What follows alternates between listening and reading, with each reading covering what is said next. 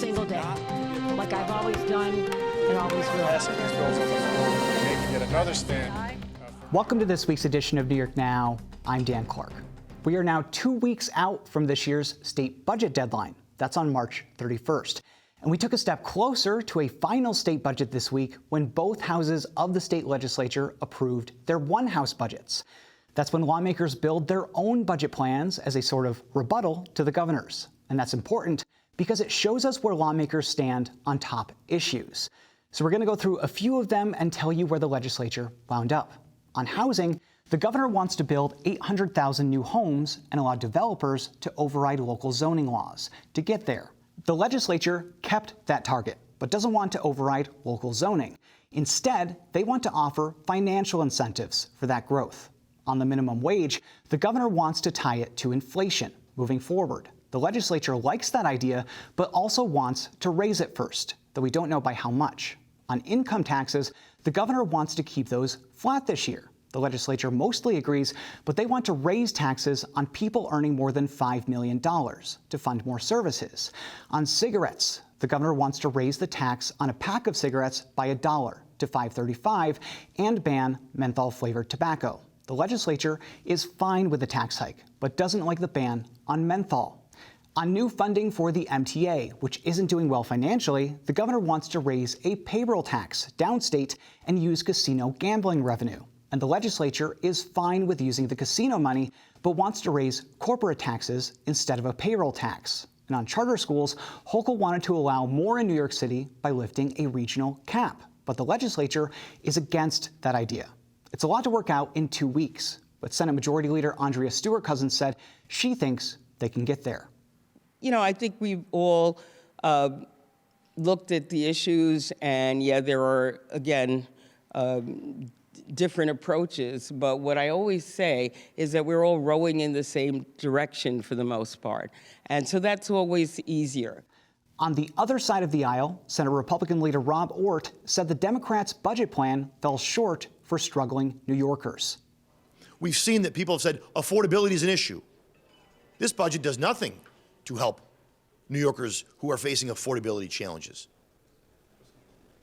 It spends more money. It grows the budget. But Democrats say their budget plans are targeted towards some of the state's most vulnerable residents, like tenants facing eviction or people who can't afford food. So to get a closer look on where Democrats stand on these top issues, at least in the Assembly, we spoke this week with Assembly Speaker Carl Heastie. Take a look. Speaker Heastie, thanks for coming back. We appreciate it. No, my pleasure, Dan. Good to see you. So let's start with housing. Governor Hochul has a big housing proposal in this year's state budget, her proposed budget. She wants to build 800,000 new housing units in New York over the next decade. But the way that she wants to do it is different than what's in your one-house budget proposal. She wants to set these targets for every locality and then kind of force them into building this housing over a number of years each year. Your proposal is different because it doesn't require that this housing get built, and it provides incentives for these localities to build that housing instead. Tell me why you went with that approach.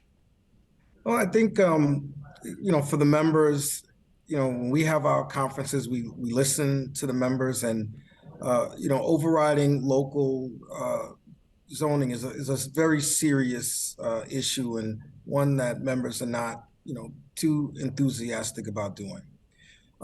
So what we wanted to do was we agree with the governor's goals, but we just felt like, giving the localities an incentive to do it, AIM funding is important. So we tried to find ways to be assisting.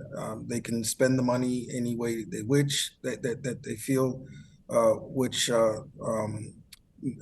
is rightfully important to them and the local government lives. We know that there's infrastructure issues. We'll deal with those as well. So we just tried to, put it in the best interest that we could for the locals to say, yeah, this is a good idea. And look, the state has even given us incentives to help get us there. You also have a different part of your housing proposal in your one-house budget, and I don't know if I'm reading it right, but I believe that you're endorsing what's called good cause eviction, which would require landlords to have a so-called good cause to evict someone It would also kind of set a cap on rent increases in some cases. Am I reading that correctly? And tell me about how you would negotiate that with the governor's office. I know she hasn't really been that willing to discuss it publicly. Well, I mean, the governor's put things in her budget that, that she wants. And so we put things in our resolution that we support. And then that's how the three legs of the stool between us, the governor and the Senate, we have to figure those things out. And the governor has touched on some in our resolution in this proposal, amongst others, about trying to get us to the capacity of housing we need, but also to make sure that people's lives just are not disrupted by having huge increases in their rent that really aren't set to anything other than the lease is up and the landlord has the ability to raise the rent. And then also the disruption that if you've been a good tenant and let's say you've been living in a place, and you've set your life up in that place, all of a sudden at the end of the lease, you may have to have a life-changing move. So we just want to kind of give some stability. New York City is, and this isn't just a city issue, but I'm using the city as an example, that New York City is the #1 renter city in the nation. And so we have to do something to help stabilize tenants when it comes to the concerns about their living conditions as well. Property owners have pushed back on the good cause proposal, basically saying that they can't afford it. They want to be able to raise the rent as much as they want to, hopefully at reasonable rates, and they don't agree with the language in good cause in terms of what is a good cause eviction. What would you say to them? Look, listen, like I said, I always believe that there's always a way to compromise. Often compromises when both sides don't get exactly what they want. But also, I know there's been different ideas thrown around, and that's one of the reasons why we didn't necessarily put in a bill.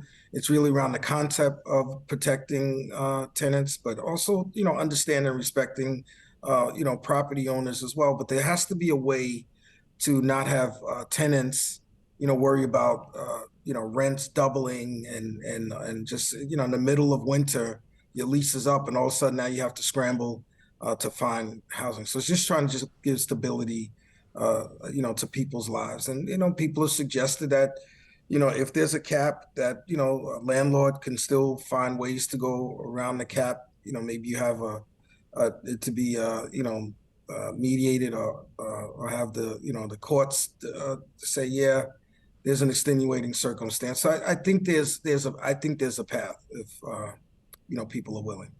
I want to stick in New York City for a second. I know good cause and housing is obviously a statewide issue, but in New York City, we have this really important conversation happening right now around the MTA and funding for the MTA.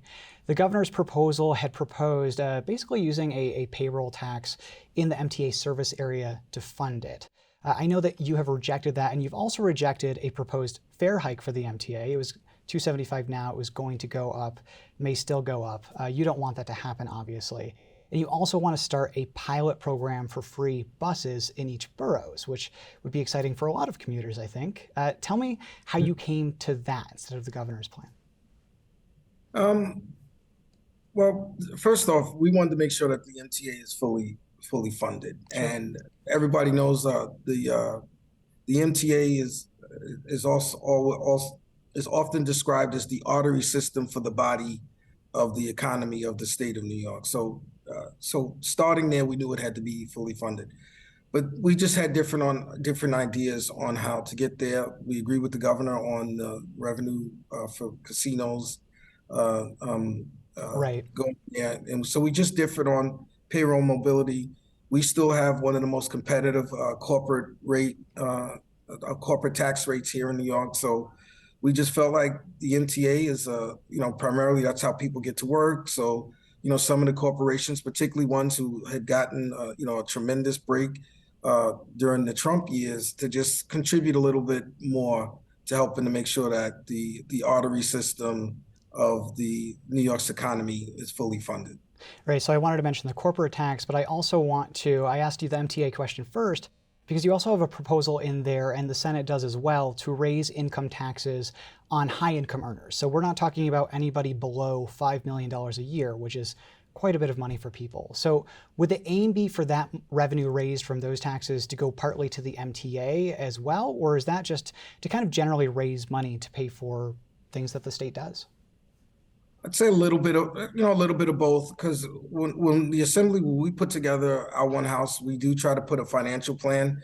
So we don't just put a spending wish list out there without telling the public how we plan on paying. As much as people talk about the outflux of people from New York, we did increase the number of millionaires in New York by almost 15,000.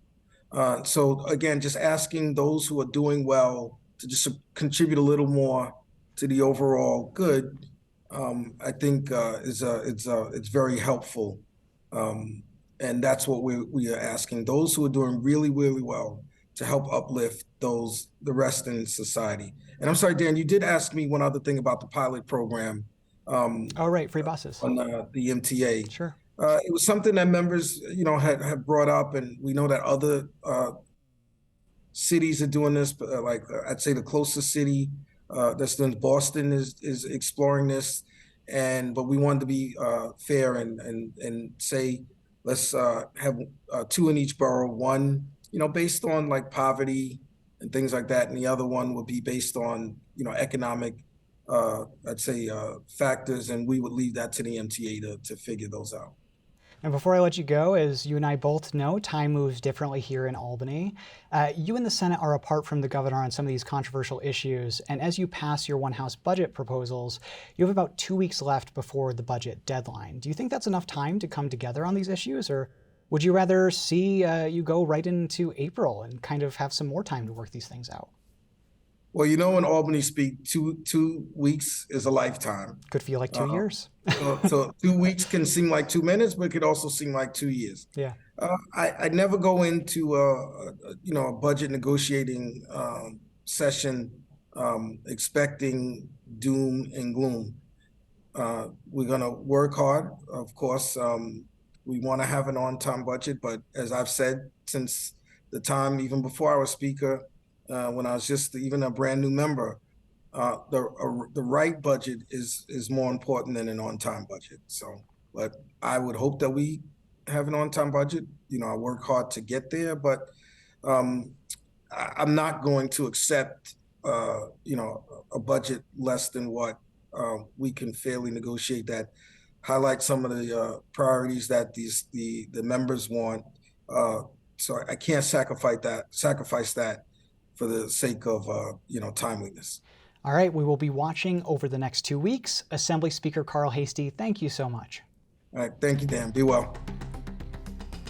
And we'll hear from the Republican side of the Assembly next week. But turning now to politics in New York. Republicans have picked a new party chair here in New York after the former chair, Nick Langworthy, was elected to Congress. And that's really important because Republicans have some momentum right now, at least in New York. They picked up 3 seats in the U.S. House of Representatives in last year's elections. And that might not sound like a lot, but it helped put Republicans in control of the U.S. House this year.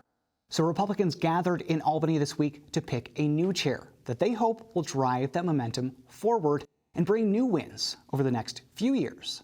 That was Ed Cox, who was actually already the chair for about a decade before Langworthy, and he's got big plans for the party's future. Here's what he told reporters this week. We need to build the party to a place where we can challenge the Democrats who have supermajorities in both houses of the legislature and elect the officials that we need so we are a strong second party here, standing up for the things that we believe in. You heard me talk about them. That's safe streets, good jobs, and good schools. These are the basics that the people of New York want, and they're not getting it now from the Democratic Party. And a fun fact about Ed Cox is that he's actually the son-in-law of former President Richard Nixon. He's been married to Tricia Nixon Cox for more than 50 years. But turning now to a new edition of On the Bill, where we tell you about a bill out of Albany that you might not hear about otherwise. This week, we're talking about S5365, which would remove the tax on medical cannabis. So right now, New York is really focused on the state's rollout of adult use cannabis. And while that industry is just now beginning, the medical cannabis industry has been around since 2016. And there's a worry among some medical cannabis providers that their industry will be left in the dust as the adult use market expands. That brings us to S5365.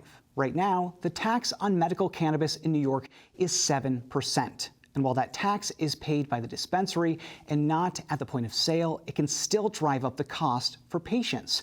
So to combat that and help bolster the industry, Democrats want to repeal the tax on medical cannabis.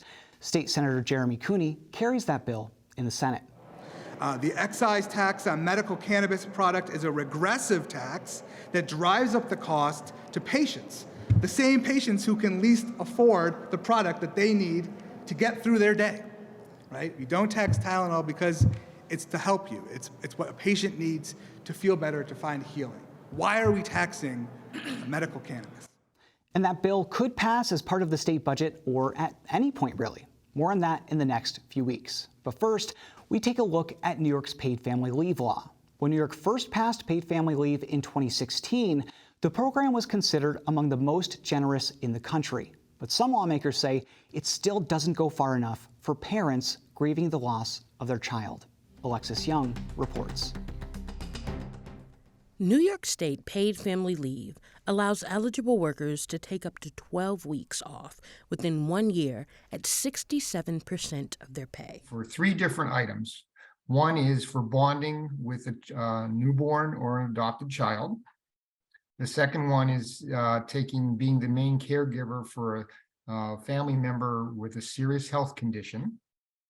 Or the third item is what's called military exigency, where a military member of the employee's family asked to serve or asked to go on tour, and the employee can spend time with them before they go out on service.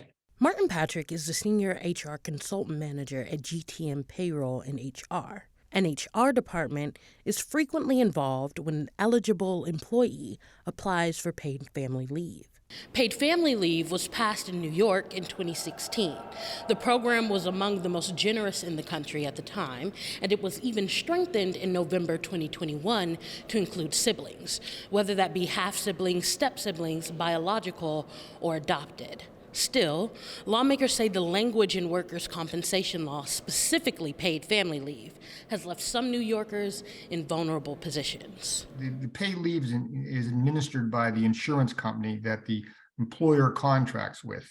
So if the insurance company receives notice of a child is passed away or a relative has passed away that the employee is taking care of, they're going to revoke the leave. It's up to the insurance company to do that. This can be particularly trying for pregnant people and families who experience stillbirths. Push for Empowered Pregnancy is a stillbirth awareness and prevention organization. Their main goal? Eradicating preventable stillbirths. Push supports the bill sponsored by Assemblywoman Jennifer Raj-Kumar and Senator Timothy Kennedy that would change the workers' compensation law to provide paid family leave following a stillbirth. Assemblywoman Ratneesh Bashat-Hermlin openly supported the bill at a press conference. She has a personal connection to the issue. When you think of the definition of family paid leave, you will notice that in the language it says bonding with a child, bonding with a loved one. And I think the people's perception is that, well, if you just went through a stillbirth experience, you do not have a child to bond with. The Assemblywoman had her son Jonah in 2016, the same year paid family leave was passed, but events after her delivery made her question continuing on as a member of the legislature. He came out living for an hour or two, and then he passed. And after that whole experience, I had nothing, no resources, nothing. In fact, people had just expected me to get up and work. I didn't even have a chance to mourn my son. There were a number of people, some were advocates on different issues, who felt that They didn't understand. They didn't understand why I needed to take time off because I didn't have a child. But I felt that it was inhumane. And I had questioned whether I wanted to do this anymore. When Samantha Palermo and her partner became pregnant after a long bout of fertility issues, they were excited to bring their son Archer into their world. But Palermo says Archer stopped moving near the end of her pregnancy, and during an impromptu hospital visit, Archer was stillborn. So when I finally got home, it took a couple days, but I go to call work, and they said, we need a certificate of live birth, and I lost it. I said, Archer's not with us. He passed away. And she took a moment, and then she says, I'm sorry, but we're no longer going to be able to approve your paid family leave. Black mothers are twice as likely to experience a stillbirth as white mothers. Age also plays a factor, with mothers under age 20 or over age 40 at higher risk. Obstetrician and gynecologist Dr. Patty Eng, affiliated with Push for Empowered Pregnancy, feels moms should have time to grieve the loss of their child and physically heal from their pregnancy. I think a woman with a stillbirth should definitely still be entitled to the full paid family leave. After a stillbirth experience, so a woman still needs the same amount of time healing physically from the delivery and the pregnancy. Now, in addition to that, emotional support is extremely important for these women for obvious reasons. Without paid family leave, senior HR consultant manager Martin Patrick suggests parents who lose a child could look to other benefits. After someone has tragically passed away, that's more of a bereavement situation because the family leave concept is you're either bonding or taking care of a person with a serious health condition. And once that serious health condition or the child is no longer there, I think that really stretches into bereavement more than it does paid family leave. An employee who's distressed could apply for, disability if they can't work because of the situation. Cassidy Perrone is a lawyer and New York native who now lives in Connecticut, but practiced in New York State when she became pregnant and gave birth to her daughter, Olivia. She says her only choice after her daughter's passing was taking short-term disability, which is $170 a week for up to 26 weeks, far less than her previously approved amount of $1,100 through paid family leave. I was 36 weeks pregnant. I was right at the finish line, only to be told, I'm sorry, there is no heartbeat. My husband and I walked out of that hospital empty-handed, broken-hearted, and unsure how we were going to carry on without her. 7 days later, we buried our daughter, and the very next day, I receive a call indicating to my employer that they are revoking my previously approved paid family leave because my daughter had died. Perrone is expecting again, but after her experience with paid family leave in New York State, she began practicing law in Connecticut, where she says leave policies are less likely to cause financial hardship in the event of a stillbirth. Taking the time she needed almost depleted her and her husband's savings, but Perrone said going back to work too quickly after her daughter's passing could have exposed her to legal malpractice. So many women nowadays that are educated and are the primary breadwinners in their family being forced to choose between following the advice of their doctors or going back to work to pay their bills. It's unacceptable. Going back to work to practice law after 2 weeks postpartum would have put me in a situation of malpractice, but that is what New York put me in. That is the position that New York put me in. Patrick said supplemental disability could yield funds comparable to paid family leave, greater than $170 per week through temporary disability. Usually it's paid by the employee, and it's paid versus, it's usually a percentage of their salary, and depending on the waiting period for it to start, they can certainly make up the difference of their regular pay by supplemental insurance. Supplemental insurance could be the quicker solution for mothers, birthing partners, and families in New York. But lawmakers are still working to amend workers' compensation law and have been since the 2019-2020 legislative session. For New York Now, inside the state capitol. Alexis Young. And the Senate has now passed a bill on that, but nothing just yet in the Assembly. But before we let you go, another state lawmaker has been accused of sexual assault. Two women say Assemblymember Juan Ardila tried to sexually assault them at a party in 2015. Ardila has not denied the allegations, and several lawmakers, including Governor Kathy Hochul, have called on him to resign. Assembly Speaker Carl Heastie stopped short of doing the same, at least as of Friday morning, and said that's between Ardila and his district. Well, listen, the allegations that were made are, serious, and the behavior that was described as, totally, unacceptable. But I think that's, a decision that, Juan and his constituents are going to have to think about. So. We'll let you know if anything happens there. But that does it for this week. Thanks for watching this week's New York Now. Have a great week and be well.